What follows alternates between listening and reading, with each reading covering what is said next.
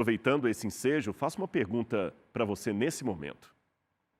Você, quando olha para trás em sua história, as suas decisões, a sua alegria, a sua tristeza, a sua esperança, seu medo, você vive ou existe?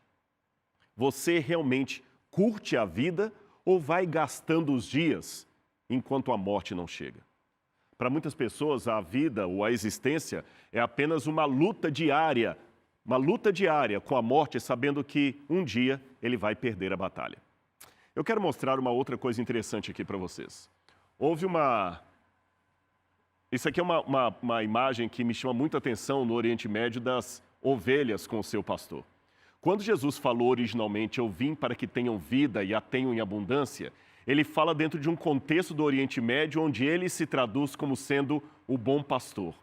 Por isso que ele fala do ladrão que vem para roubar, para destruir, mas ele vem para dar a vida às ovelhas. E eu que tenho o privilégio de viajar muito para o Oriente Médio por causa das escavações arqueológicas, pesquisas ou mesmo como guia, eu vejo como que realmente o trato de um pastor de ovelhas com seus animais ali no deserto, para pegar água, para cuidar do animal, é muito simbólico realmente para retratar Jesus. O pastor não pode ter a sua atividade pastoril apenas como uma profissão barata. Ele tem aquilo como uma missão, como um ministério. Bem diferente do ladrão que só quer a ovelha por causa da carne dela. O pastor cuida do seu rebanho e Jesus cuida de cada um de nós. Mas eu repito o que eu falei. Na Bíblia, para que fique bem claro na sua mente, existe uma diferença entre viver e meramente existir. Viver significa ver que a vida tem um propósito, tem uma relação com Deus. Falando nisso, se eu perguntasse agora, numa enquete, qual o sentido da vida para você, o que você responderia? Numa frase, qual é o sentido da vida?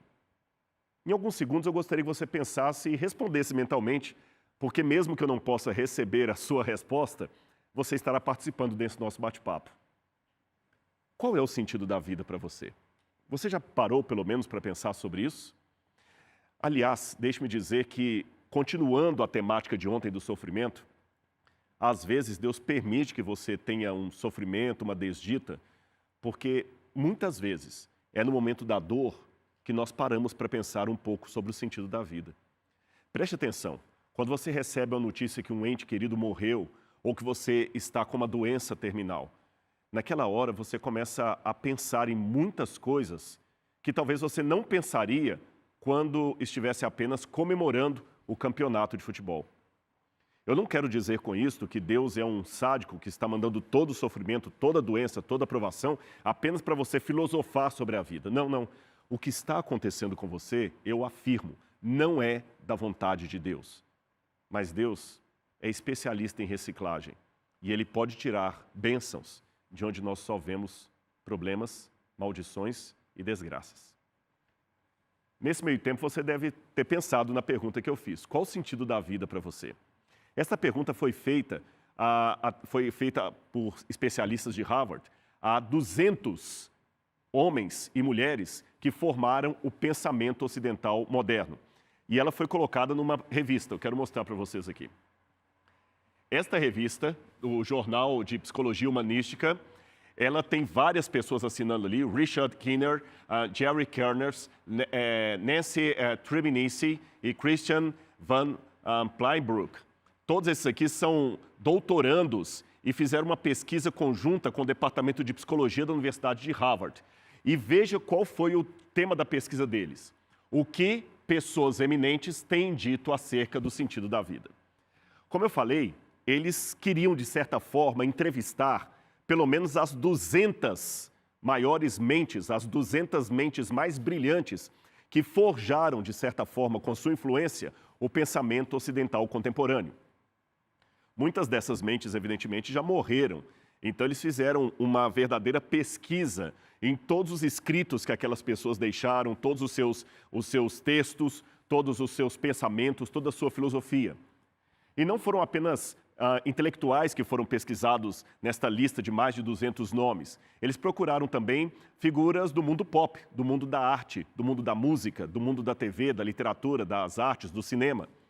E os nomes variavam ali, desde Bob Dylan, até presidentes dos Estados Unidos, como Thomas Jefferson, e também nomes importantes como Freud, como Foucault, como Einstein, como Schopenhauer, vários desses. Ou seja, eles pegaram aquelas pessoas brilhantes que forjaram o pensamento ocidental moderno e influenciaram muito do pensamento que você vê hoje nas universidades e tudo mais.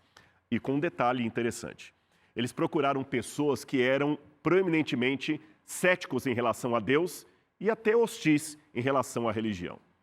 E o que mais me chamou a atenção ao ver essa pesquisa, eu li toda a pesquisa, é que eles perceberam que, numa linha, todos tinham um ponto em convergência. Os mais diferentes autores pesquisados, de uma forma ou de outra, com um vocabulário ou com outro, diziam: a vida é apenas algo para ser curtido enquanto está aqui, porque depois não tem mais nada. Alguns até diziam: a vida é uma piada sem sentido e de mau gosto. Por que eu estou colocando esses pensadores para você? Porque certa vez Deus colocou uma proposta para o povo de Israel. Eis que te proponho hoje 2 caminhos, o caminho da morte e o caminho da vida. Escolhe, pois, a vida para que vivas, e não a morte.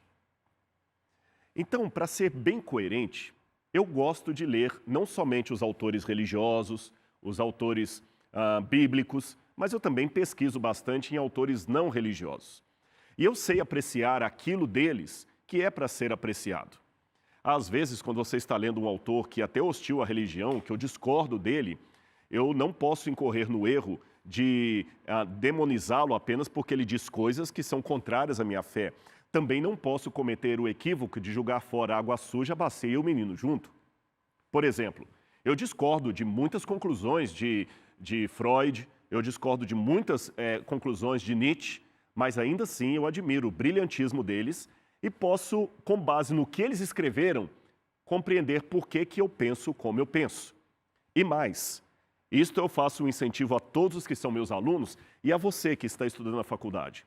Eu sei que esses homens e mulheres que escreveram muita coisa são brilhantes, mas tenha a audácia intelectual de pensar por si mesmo. Tenha a audácia de não ser apenas um mero refletor dos pensamentos alheios. Eu acho que você não deve apenas refletir os pensamentos do seu professor. Você tem que pensar por conta própria. É por isso que aqui na TV Novo Tempo, nós não incentivamos você apenas a repetir o que os pregadores falam aqui na telinha. Não. A que você pense por si mesmo. E tenha a audácia intelectual de dizer: eu discordo de Freud, eu discordo de Heidegger, eu discordo de Nietzsche. Tá bem? Não há nenhum demérito nisso. Leia, pegue e reflita. E quando eu pego esses autores, o que mais me chama atenção para valorizá-los, além do seu brilhantismo, é quando eles são coerentes com o método que eles estão usando. Eu vou explicar o que eu quero dizer.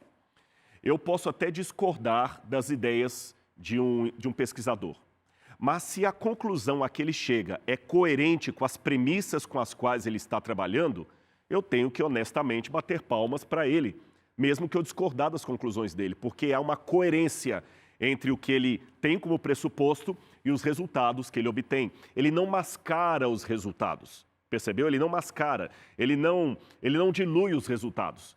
Ele fala: se eu assumir estas premissas, os resultados serão estes.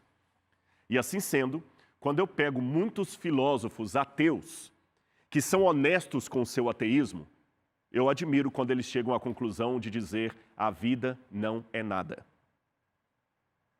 Veja, eu não estou citando aqui um pregador que quer dizer que o ateísmo não conduz a lugar nenhum, estou citando grandes nomes do ateísmo. Os mais famosos, aqueles que forjaram o pensamento ateu. E que dizem: se não há Deus, a vida realmente é só aproveitar aqui, porque mais cedo ou mais tarde você vai morrer e tudo acabou. Olha que interessante. Raciocine comigo um pouco. Muitos desses ateus, eles não negam a existência de Deus porque é uma ideia ruim. Eles negam porque é bom demais para ser verdade. Porque se existe mesmo um Deus, se a vida tem um propósito, um significado, então eu não preciso ter medo dos problemas que eu estou enfrentando agora, porque Deus me dará a vitória deles, se não nessa vida, na vida por vir depois da ressurreição. Os meus sofrimentos, eles têm um sentido, eles me amadurecem. E o que eu faço de bom será uma semente da eternidade que está no meu coração. Ora, se Deus existir, é tão bom que se há uma oração que até um ateu honesto pudesse fazer, essa oração seria: eu peço que Deus exista. Amém. Percebeu? Agora, se Deus não existe, meu amigo, se não há Deus, se não há ressurreição, então sabe o que é a vida, de acordo com o ateísmo? Vou colocar aqui no quadro para vocês. O famoso poeta português Fernando Pessoa colocou: sem a loucura, o que é o homem mais do que a besta sadia, cadáver adiado que procria? Se não há Deus, lamento dizer que tudo o que você tem é nada. Você é apenas um cadáver adiado que faz sexo, que procria. E amanhã você vai morrer, e acabou. E as pessoas que você mais ama também vão morrer. E as experiências mais marcantes da sua vida são apenas acasos. Não há nenhum plano, não há nenhuma conjectura, seu sofrimento não tem sentido, a sua vida não tem sentido. Portanto, eu lamento dizer que, se não há Deus, a vida é meramente uma existência. Um hiato entre duas datas, cujo significado somos nós mesmos que damos de maneira subjetiva e artificial. Mas como eu creio que há Deus, eu posso me agarrar à promessa de Cristo, que a minha passagem nesse mundo não é mera existência, ela tem um significado, um propósito, e eu posso ter vida e vida com abundância. Agora, você quer que eu cite um conselho de um filósofo cético para você? Vou citar. Vamos trabalhar com David Hume. David Hume foi o pai do iluminismo inglês e uma das mentes mais brilhantes e também céticos. Não acreditava em Deus, na religião, no evangelho, em nada. Para David Hume, a vida era apenas isso aqui e acabou. Só que, olha o que ele falou, que interessante. Para viver uma vida com significado, é preciso abandonar os interesses particulares e mesquinhos e cultivar um interesse no eterno. Então, eu posso dar para todos aqueles que estão me assistindo agora, que são filósofos, estudantes de outras áreas de história, de biologia, o conselho de um cético. Procure a eternidade. Só assim você terá uma vida com propósito. Mas se a eternidade não existe, segundo David Hume, então o que adianta procurar essa eternidade? Por isso que eu vejo nos ateus dois grupos. Um grupo que é realista com o seu ateísmo e são chamados de filósofos pessimistas, como Schopenhauer, Kafka, o próprio Wagner, o próprio Fernando Pessoa.